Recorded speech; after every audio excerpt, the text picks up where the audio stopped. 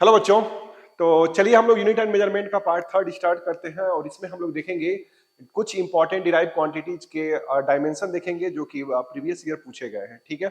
और ये single term वाले डिराइव क्वांटिटी जो होंगे इसके बाद से हम लोग मिक्स्ड वाले देखेंगे। तो आज ओनली सिंगल सिंगल टर्म वाले डिराइव क्वांटिटीज का डायमेंशन देखेंगे। तो पहला स्टार्ट करते हैं। देखिए यहाँ पे क्या पूछा हुआ है। पहला पूछा हुआ है यहाँ पे बोल्ट्जमैन कांस्टेंट का। ठीक है।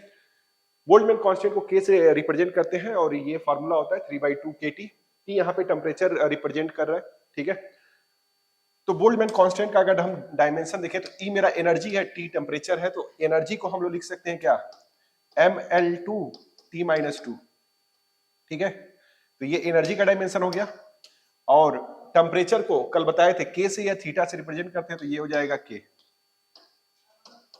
तो यहाँ पे ये हमारा बोल्ट्जमैन कांस्टेंट भी के है। ठीक है। तो ये हमें क्या रिप्रेजेंट करता है, बोल्ट्जमैन कांस्टेंट। ठीक है।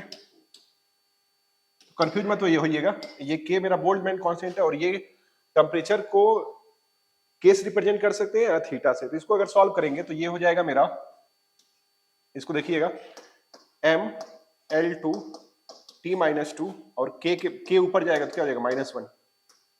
तो ये मेरा बोल्ट्जमैन कांस्टेंट का डायमेंशन हो जाएगा। ठीक है। आते हैं नेक्स्ट क्वेश्चन। नेक्स्ट हमें क्या दिया हुआ है, ग्रेविटेशनल कांस्टेंट। तो इसका फार्मूला आप लोग जानते ही है, F = G m1m2/r²। ठीक है।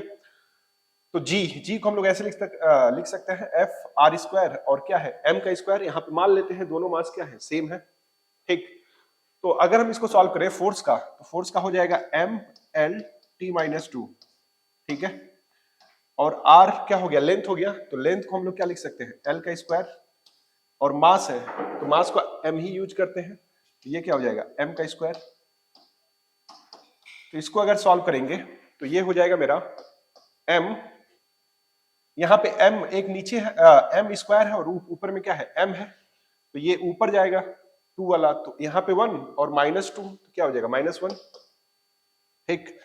और ये l के पावर 1 है, l के पावर 2 है, तो ये क्या हो जाएगा, l के पावर 3 हो जाएगा। 2 और यहाँ पे 1, 2 + 1 3, और ये क्या हो जाएगा, t के पावर -2। ठीक। तो ये हो जाएगा ग्रेविटेशनल कांस्टेंट g का, ये मेरा डायमेंशन हो जाएगा। तो कैसे हम लोग सॉल्व करते हैं आप लोग देख चुके हैं। ठीक है। आते हैं नेक्स्ट। नेक्स्ट है कोफिशिएंट ऑफ विस्कोसिटी। ठीक है। ईटा से रिप्रेजेंट करते हैं, तो ईटा = हो जाएगा force upon area into velocity gradient. ये फार्मूला होता है मेरा, इसको हम लोग ऐसे लिख सकते हैं। और वेलोसिटी ग्रेडियंट क्या होता है, यहाँ पे वेलोसिटी ग्रेडियंट यानी लेंथ के रिस्पेक्ट में वेलोसिटी का घटना या बढ़ना, उसी को हम लोग बोलते हैं क्या, वेलोसिटी ग्रेडियंट। ठीक है। तो अब हम देखेंगे यहाँ पे फोर्स को क्या लिख सकते हैं, mlt-2। फोर्स का हो गया। एरिया का क्या हो जाएगा, l², l इंटू ब्रेथ होता है, लेंथ इंटू ब्रेथ, तो ये हो जाएगा l²। और वेलोसिटी ग्रेडियंट, तो वेलोसिटी अपॉन लेंथ, तो वेलोसिटी का हो जाएगा lt-1 और लेंथ l हो गया, तो इसको सॉल्व करेंगे तो t-1। तो वेलोसिटी ग्रेडियंट ये हो जाएगा मेरा इनटू ये हो जाएगा t-1। ठीक। इसको सॉल्व करते हैं तो ये हो जाएगा मेरा m, और ये l के पावर 1 है, नीचे 2 है, तो 1 और 2 ऊपर जाएगा तो माइनस हो जाएगा, तो यानी m l के पावर -1 और t-2 है और यहाँ पे -1 है, तो ये ऊपर जाएगा, +1 होगा, तो -2 + 1, तो ये क्या हो जाएगा, -1। तो ये डायमेंशन हो जाएगा किसका, कोफिशिएंट ऑफ विस्कोसिटी का। ठीक है। आते नेक्स्ट। नेक्स्ट है प्लैंक कांस्टेंट। प्लैंक कांस्टेंट का फार्मूला होता है, एस से रिप्रेजेंट करते हैं, E = h न्यू। ये न्यू क्या होता है, फ्रीक्वेंसी होता है। h क्या हो गया, प्लैंक कांस्टेंट। E क्या हो गई, एनर्जी। तो एनर्जी को हम लोग क्या लिखते हैं, ml2 t-2, पिछली क्लास में बताया था। ठीक है। और फ्रीक्वेंसी का क्या होता है, फ्रीक्वेंसी = होता है 1/टाइम। ठीक है। तो फ्रीक्वेंसी का अगर लिखेंगे तो ये हो जाएगा t के पावर -1। तो फ्रीक्वेंसी ये फ्रीक्वेंसी है न्यू, इसको हम लोग लिखेंगे तो ये हो जाएगा मेरा t के पावर -1, ये h। इसको अगर सॉल्व करेंगे तो ये हो जाएगा ml2 t, और यहाँ पे -1 है, ये ऊपर जाएगा तो +1, -2 और +1, तो क्या हो जाएगा, -1। तो ये मेरा हो गया प्लैंक कांस्टेंट का, ये मेरा डायमेंशन हो गया। Next. Permittivity of free space, epsilon not का हम लोग देखते हैं डायमेंशन कैसे निकालेंगे। तो सबसे पहले हमें फार्मूला याद होना चाहिए। किसी का भी अगर हमें डायमेंशन अगर हम लोग डायमेंशन निकालना है तो फार्मूला जरूर याद रखे रहिएगा उससे रिलेटेड, ठीक है। तो ये हो जाएगा एफ, और एफ इजुकल टू होता है मेरा K Q square upon R square, या Q one Q two upon R square. तो के को लिख सकते हैं 1/4 पाई एप्सिलॉन नॉट, ये क्यू स्क्वायर हो गया, ये आर स्क्वायर हो गया। तो मान लेते हैं दोनों चार्ज का वैल्यू क्या है, सेम है। तो एफ आर स्क्वायर और ये क्यू स्क्वायर, 4 पाई जो कांस्टेंट होता है उसको हटा देते हैं, नेग्लेक्ट कर देते हैं, ठीक है, क्योंकि डायमेंशन लेस होते हैं, ठीक। F R square Q square 1/एप्सिलॉन नॉट, ठीक। तो यहाँ पे क्यू स्क्वायर है, ठीक। तो क्यू क्या होता है, चार्ज होता है। तो चार्ज का क्या होता है, चार्ज क्यू इक्वल टू, जैसे हम लोग लिखते हैं आई इक्वल टू क्या होता है, क्यू अपॉन टी। तो क्यू इक्वल टू क्या हो जाएगा, आई टी। तो आई का क्या हो जाएगा, ए। आई करंट है, करंट को किससे रिप्रेजेंट करेंगे, ए से, और टाइम टी। तो क्यू का जो डायमेंशन होता है क्या होता है, ए टी, ठीक है। तो ये हो जाएगा a t, a square t square, क्योंकि स्क्वायर है, और फोर्स का M L T minus two, और लेंथ का क्या हो जाएगा, स्क्वायर। ये हो गया एप्सिलॉन नॉट, ठीक। अगर इसको सॉल्व करेंगे तो m नीचे है तो m ऊपर चला जाएगा तो क्या हो जाएगा, -1, ठीक। l और यहाँ पे l, तो l के पावर 2 और l कितना हो जाएगा, l के पावर 3, ऊपर जाएगा तो क्या हो जाएगा, l के पावर -3, ठीक है। यहाँ पे t के पावर -2 है, यहाँ पे t के पावर 2 है, तो ये माइनस वाला ऊपर जाएगा तो प्लस हो जाएगा, तो 2 और +2 कितना हो जाएगा, t के पावर 4, और ये क्या हो जाएगा, a स्क्वायर। ये करंट वाला हो गया a स्क्वायर, ठीक है। तो अगर हम इसको देखें तो ये हो जाएगा मेरा डायमेंशन किसका, एप्सिलॉन नॉट का, ठीक है। नेक्स्ट मैग्नेटिक फील्ड का, मैग्नेटिक फील्ड का अगर हम लोग डायमेंशन देखेंगे तो मैग्नेटिक फील्ड का फार्मूला होता है, ये फोर्स इज इक्वल टू होता है BIL sin थीटा, ठीक है। तो sin थीटा क्या होता है, डायमेंशन लेस, तो उसका यूज करेंगे नहीं, बचा मेरा BIL। तो B इज इक्वल टू लिख सकते हैं F upon I into length, ठीक है। तो B क्या है, मैग्नेटिक फील्ड, F फोर्स हो गया, I करंट हो गया, L लेंथ हो गया। तो फोर्स का क्या होता है, फोर्स का होता है M L T माइनस 2, और I करंट हो गया, A हो गया, और L लेंथ है, ठीक। अब इसको अगर सॉल्व करेंगे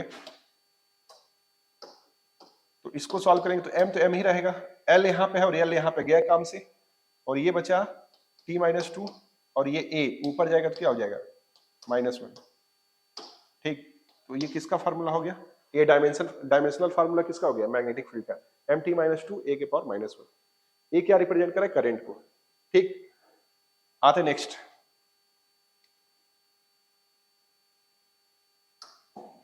नेक्स्ट हमें दिया हुआ है किसका, permeability of free space, mu naught, ठीक है। तो म्यू नॉट का हमें निकालना है, तो B जो कल्ट होता है formula mu naught I upon 2R, ठीक है। तो यहाँ पे जो कांस्टेंट वाला उसको नेग्लेक्ट कर देते, तो 2 वाला क्या हो गया, गया काम से, तो बचा B इंटू R, और ये क्या हो गया, I, तो म्यू नॉट हुआ। अब मैग्नेटिक फील्ड का अभी हम लोग निकाले थे, यही आया था, ठीक है। तो यहाँ पे पुट कर देंगे M T माइनस 2 A के पावर -1 इंटू R लेंथ हो गया, तो इसको L से रिप्रेजेंट करेंगे, और I करंट हो गया, तो ये A हो गया, ये क्या हो गया, म्यू नॉट। अब इसको सॉल्व करते हैं, ठीक।